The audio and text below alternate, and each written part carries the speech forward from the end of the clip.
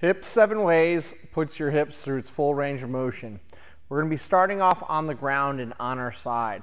It's very important to understand the position of that top leg and what we're doing. It's going to be locked in exactly like the TFL side raises. So if you haven't watched that video, go back, understand the position of what we're trying to do with the foot, the rotation of the hip, because that's how this leg is going to be while we work it through the 7 positions.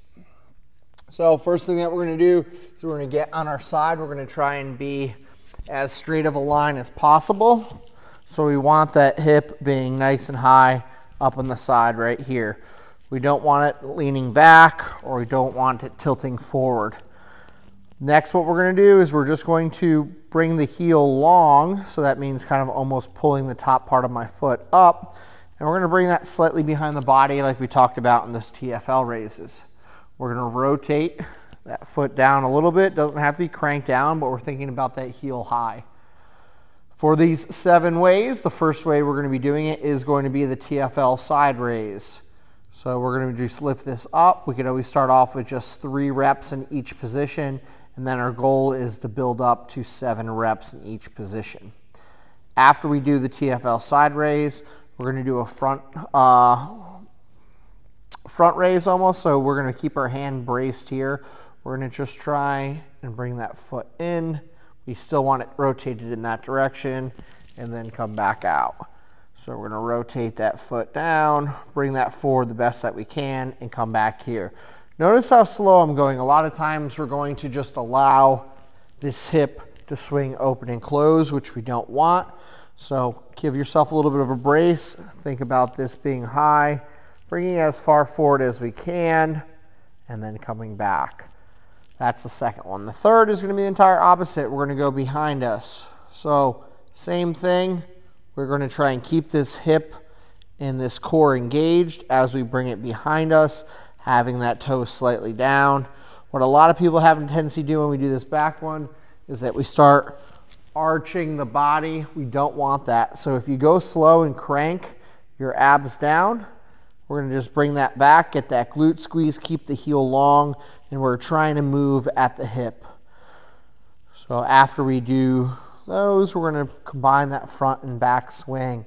So we're going to come forward the best that we can, and then we're going to go slowly back. This is the 4th movement, is bringing together the front raise and the back raise together.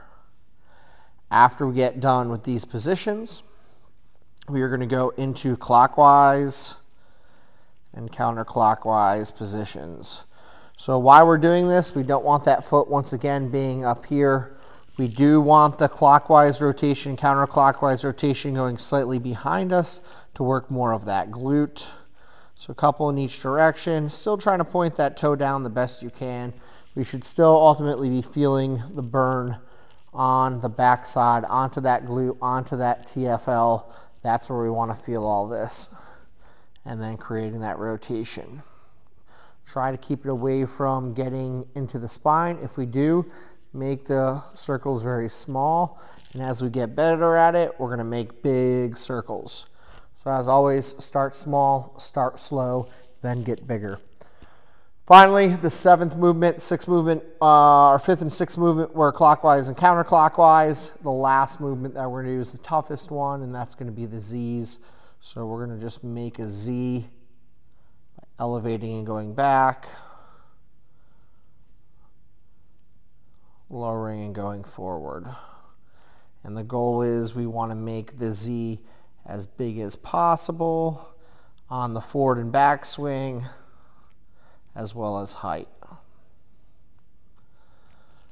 So combine everything when you're doing those Z's. Make sure we're not flexing and extending. Make sure we're not rolling side to side.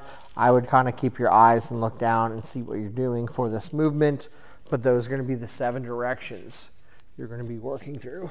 So we're going to be working through the TFL side raise, and we're just going forward only, backwards only, forward and backwards as one, clockwise rotations, counterclockwise rotations, and then Z form. That we're going to be working all the way up, all the way down. Start off with 3 repetitions each. We're trying to achieve is all 7 positions with all 3 reps unbroken. So you never rest on that. As we increase those reps, we can break up those rest periods. So if you have to rest a little bit between that, say you're doing 4s or 5s, that's okay. We will just want to get that volume done like the instructions that we talk about in our hip activation. Also, our goal is, the final goal is to get up to 7 reps on all 7 movements, unbroken. And once we do that, then we can start increasing the size of whether it is the rotations that we're getting or the height that we're moving it. And then we can also increase the duration. So the time that we're putting that hip under that tension, and rather than just doing that leg swing slow for maybe 2 seconds, we can make that leg swing take 5 or 6 seconds. Lots of ways to adapt this.